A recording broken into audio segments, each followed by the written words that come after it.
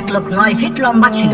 সে পেরেশান হয়ে একজন দরবেশের কাছে যেয়ে বলছে, হুজুর, আমার এই লম্বা শরীর নিয়ে নড়াচড়া করতে অনেক কষ্ট হয়, দয়া করে আপনি একটা ব্যবস্থা করেন যাতে আমি স্বাভাবিকভাবে জীবন যাপন করতে পারি। তখন সেই দরবেশ বলল, নদীর পাড়ে যেয়ে দেখবা একজন ফকিন্নি মহিলা বসে আছে, তুমি ওই ফকিন্নিকে বলবা আপনি কি আমাকে বিয়ে করবেন। ওই ফকিন্নি যদি অস্বীকার করে না বলে তাহলে তোমার 1 ফিট হাইট কমে যাবে। তো সেই লোকটা দরবেশের কথা অনুযায়ী ওই ফকিন্নির কাছে যেয়ে বলছে, আপনি কি আমাকে বিয়ে করবেন। ফকিন্নি বলছে না। তখন সাথে সাথে 1 ফিট হাইট কমে গেছে। লোকটা চিন্তা করলো, 8 ফিট লম্বা, এটাও তো কম না, আর একটু খাটো হইলে ভালো হবে। সে আবার ওই ফকিন্নি মহিলাকে বলছে, আপনি কি আমার সাথে বিবাহ বন্ধনে আবদ্ধ হবেন। ফকিন্নি বলছে না। সাথে সাথে আর 1 ফিট হাইট কমে গেছে। লোকটা চিন্তা করলো, 7 ফিট লম্বা, এটাও তো কম না, আর 1 ফিট খাটো হইলে আমাকে দেখতে আরো সুন্দর লাগবে। এই চিন্তা করে লোকটা সেই ফকিন্নি মহিলাকে আবার বলছে, আপনি কি আমাকে বিয়ে করবেন।